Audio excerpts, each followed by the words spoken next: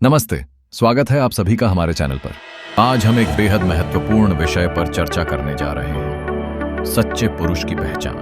क्या सिर्फ शारीरिक ताकत ही एक पुरुष को सशक्त बनाती है, या फिर उसमें मानसिक, भावनात्मक और नैतिक शक्ति भी होनी चाहिए? चलिए इस रहस्य से पर्दा उठाते हैं। हिंदू धर्म और भारतीय संस्कृति में पुरुषत्व का गहरा अर्थ बताया गया है। यह सिर्फ ताकत या अधिकार की बात नहीं, बल्कि जिम्मेदारी, आत्मसंयम और सेवा की भावना का प्रतीक है।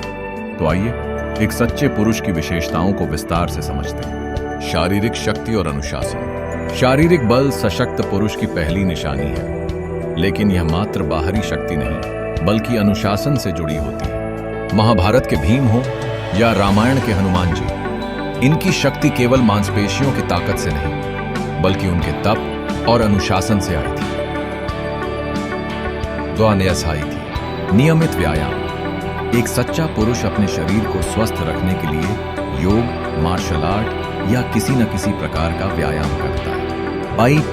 आदि करता है। संतुलित आहार, सात्विक भोजन अपनाना, जंक फूड से बचना और पोषण युक्त आहार लेना। नशे से दूरी। एक सच्चा पुरुष व्यसनों से दूर रहता है, क्योंकि नशा आत्मनियंत्रण को खत्म कर देता है।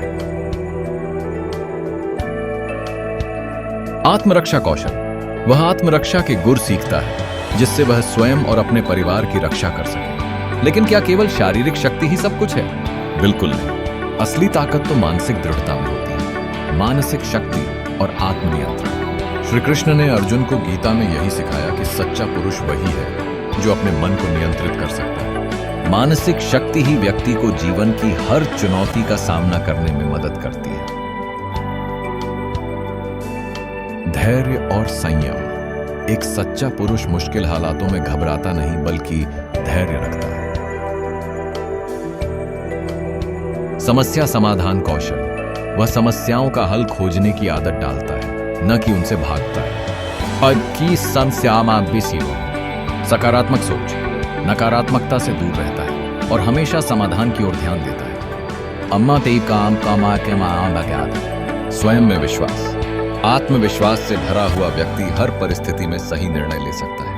तो अब हमने समझ लिया कि मानसिक शक्ति कितनी महत्वपूर्ण है। लेकिन क्या भावनात्मक संतुलन के बिना पुरुषत्व संपूर्ण हो सकता है? बिल्कुल नहीं। भावनात्मक स्थिरता और करुणा।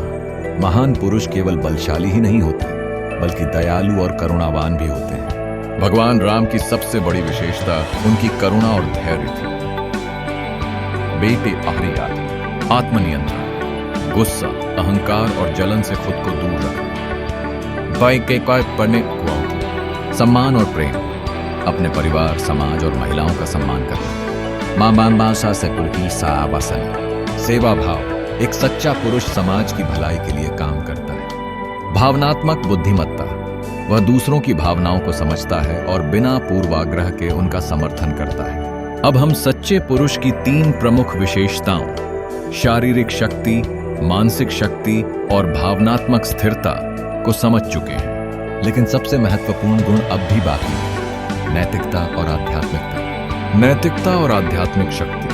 कोई भी व्यक्ति तब तक सच्चा पुरुष नहीं कहलाता जब तक वह नैतिक और आध्यात्मिक रूप से सशक्त न हो। सत्य और ईमानदारी। हमेशा सत्य बोलना और अपने कर्तव्यों को निभाना। धर्म का पालन। अपने जीवन में नैतिकता और मूल्यों का पालन करना। संयम और तपस्या। इच्छाओं पर काबू पाना और अनुशासन में रहना। ईश्वर में श्रद्धा। नियमित रूप से प्रार्थना, ध्यान और सत्संग में शामिल होना।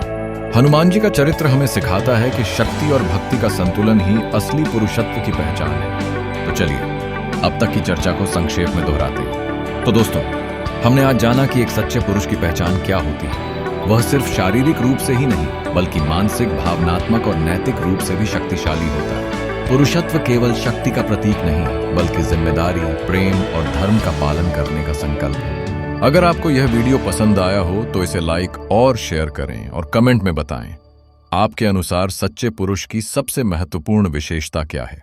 चैनल को सब्सक्राइब करना न भूलें।